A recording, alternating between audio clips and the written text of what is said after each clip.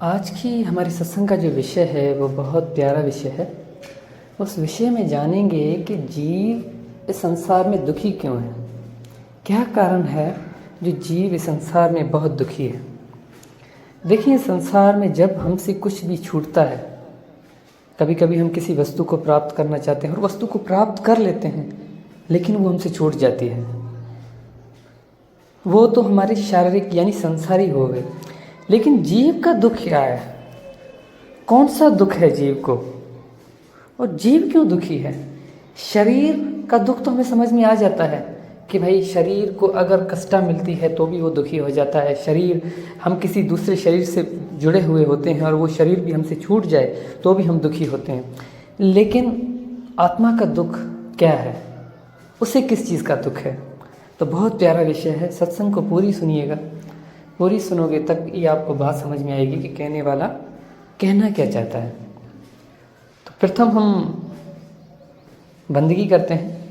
बंदगी मेरे सदगुरु कबीर साहब को बंदगी, बंदगी धनी धर्मदास साहब को बंदगी, बंदगी को नानक देव साहब, गुरु अंगद देव साहब, गुरु भीखा साहब, मलुकदास साहब, गरीबदास साहब, रेवीदास साहब, अचलूराम साहब, दादूदास साहब, बनानाथ साहब, रोयल साहब, बाबा बुल्ले शाह सरकार, सूफी शाह नायक, सूफी मंसूर, मेरे सदगुरु विशन दास, सदगुरु प्रागदास, सदगुरु गिरदाई दास, सर्वे संतों को बंदगी, सकल हंस को बंदगी, साहेब बंदगी, सतनाम। तो विषय था कि जीव इस संसार में दुखी क्यों है। जीव यानी जीवात्मा, उसे किस चीज़ का दुख है? जिससे देखिए कि जैसे हमारे शरीर को भी दुख होता है, किसी शरीर को पद का दुख होता है, किसी को किसी वस्तु को प्राप्त करने का दुख होता है, यानी कि वस्तु प्राप्त कर लेते हैं। कभी कभी हाथ में आई हुई चीज़ भी हमसे छूट जाती है और फिर हमें बहुत दुख होता है। मैं इसी बात पे एक आपको विषय बताता हूँ। एक समय क्या हुआ, और संसारी चीज़ों का जो होता है ना, वो हमें मोह होता है। किसी भी चीज़ से हम मोह कर लेते हैं, इस कारण से भी हमें दुख होता है। लेकिन ये तो संसारी हो गया ना। लेकिन उस आत्मा का क्या दुख है? वो क्यों दुखी है? उसका क्या कारण है? तो प्रथम हम संसारी समझते हैं और फिर उस आत्मिक को।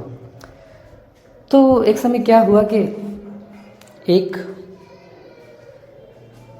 पिता का पुत्र जो है गुस्सा होकर घर से निकल गया। कोई भी कारण हो सकता है, हो जाते हैं कभी कभी, छोटी छोटी बात पे गुस्सा आ जाता है। तो जैसे वो घर से निकला तो उसे उसके पिताजी ढूंढने लगे, क्योंकि वो उनसे प्रेम करते थे, उनसे मोह था, क्योंकि वो उनका बच्चा था। और जब जिसका कोई बच्चा होता है, जिसका कोई अंश होता है, तो अगर वो हमसे थोड़ा छूट जाए तो हमें दुख होता है और हम चाहते हैं कि हम उससे मिलाप करें, उनसे मिलन करें और हमें उसे ढूंढ के घर लेके आए।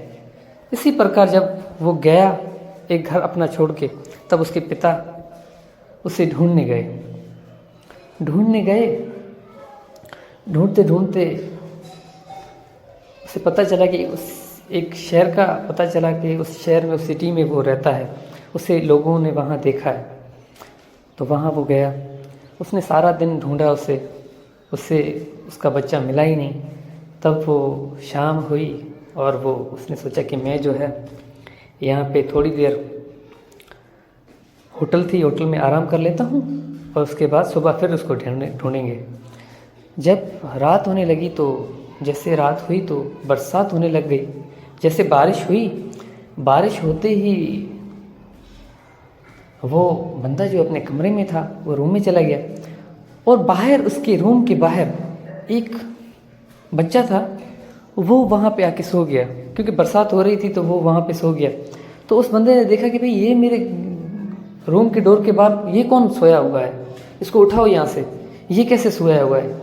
आ जाते हैं कहीं से भी फकीर उठ के और सो जाते हैं, उसको उठाओ। उसने वहाँ पे उससे धक्के दिए, क्योंकि नज़र भी नहीं आ रहा था, क्योंकि अंधेरा था। जब वो बच्चा वहाँ से उठा, वो बाहर निकला तो बरसात हो रही थी और उसकी हालत बहुत ख़राब हो गई थी। क्योंकि जब कोई घर छोड़ता है तो खाना पीना, रोटी, कपड़े कहाँ से बंदोबस्त करेगा। तो वहाँ उस लाइफ को जो है ना, वो ही समझ सकता है जो घर से निकला हुआ होता है। तब उसने वहाँ से उसको भगा दिया। भगाया तो फिर वो थोड़ी देर के बाद, क्योंकि बरसात बहुत हो रही तो फिर से वो आ गया। फिर से उसने गार्ड को बुलवाया और उसको उठा के बाहर फेंकवा दिया। जैसे वो बाहर फेंका तो बरसात हो रही थी, सारी रात बरसात हुई। सारी रात बरसात हुई तो वो सुबह जैसे उठा और बाहर देखा तो बहुत भीड़ इकट्ठी हुई थी। तो उसने देखा कि क्या मसला है, क्या हुआ है।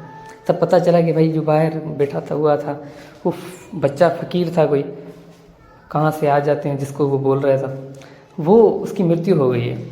जैसे वो उसके पास गया, उसने देखा तो वो हैरान रह गया, क्योंकि वो उसका ही बच्चा था। कभी कभी हम किसी से प्रेम इस कारण करते हैं क्योंकि वो हमारा होता है, मोह के कारण। इसी प्रकार ये सारे संसार की जो वस्तुएं हैं ना, इनसे हमें कोई लगाव नहीं है, इनसे कोई हमें मतलब नहीं है, बस एक मोह है। इसको प्राप्त किया, अगर अच्छी लगी तो ठीक है, नहीं तो फेंक दी।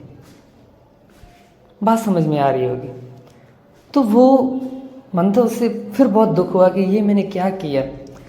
तो हमें हमारे हृदय में प्रथम इंसानियत लेके आनी है, हमारे हृदय में दया लेके आनी है, करुणा लेके आनी है। और ये तो हो गया संसारी कि संसार में तो हम मोह की चीज़ों को पकड़ते हैं, और अगर वो मिलती है, मिल गई, अब उसका तो बेटा था ना, लेकिन उसकी आंख नहीं थी, उसने देखा नहीं कि ये मेरा बेटा है, तो वो मिला हुआ बेटा उसने फेंक दिया। तो उसको बाद में बहुत दुख हुआ, बहुत रोया कि मैंने ये क्या किया, मैंने खुद के बेटे को ही बाहर फेंकवा दिया और बरसात में वो सारी रात भीग भीग के मर गया।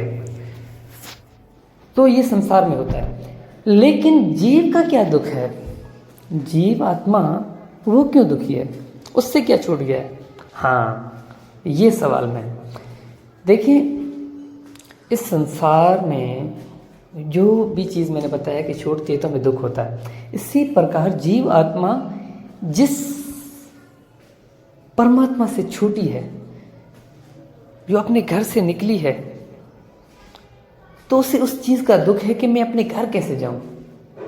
अपने घर से टूटने का दुख है उसे। किस चीज़ का दुख है? घर से टूटने का।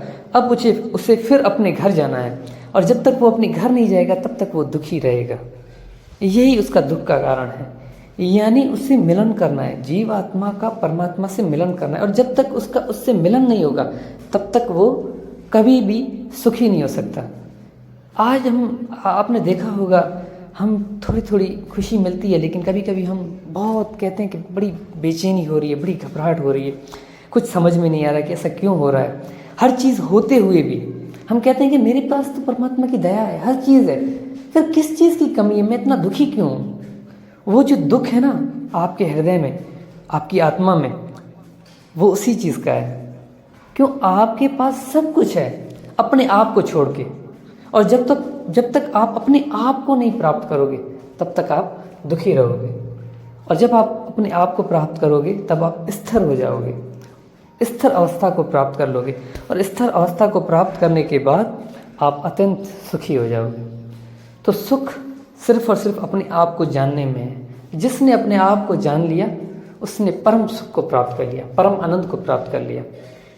महात्मा गौतम बुद्ध ने जब उस सत्य को जाना, जब उस सत्य को अनुभव किया, तो लोगों ने पूछा कि महात्मा जी आप मुझे बताएं कि उसको प्राप्त करने के बाद क्या होता है। तो बहुत से संत साधु तो ये कहते हैं कि उसको प्राप्त करने के बाद बड़ा आनंद होता है, क्योंकि वही तो परम आनंद है। उसके बाद उसको प्राप्त करने के बाद आपके हृदय में कोई दुख नहीं रहता। तब महात्मा गौतम बुद्ध ने कहा कि भाई उसको प्राप्त करने के बाद आपके हृदय में कोई दुख नहीं रहता, वहाँ कोई दुख है ही नहीं। तो लोग कहने लगे ये क्या है, सिर्फ दुख नहीं है।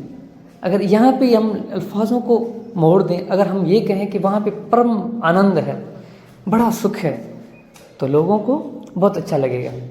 अब बातें एक ही है, दोनों का अर्थ एक ही है, लेकिन शब्द न्यारे न्यारे हैं। एक ने नेगेटिव तरीके से समझाया, एक पॉजिटिव तरीके से। एक कह रहा है कि बड़ा सुख है, एक कह रहा है कि वहाँ पे दुख नहीं है, लेकिन दोनों का अर्थ तो एक ही हुआ ना, है तो सुख ही ना।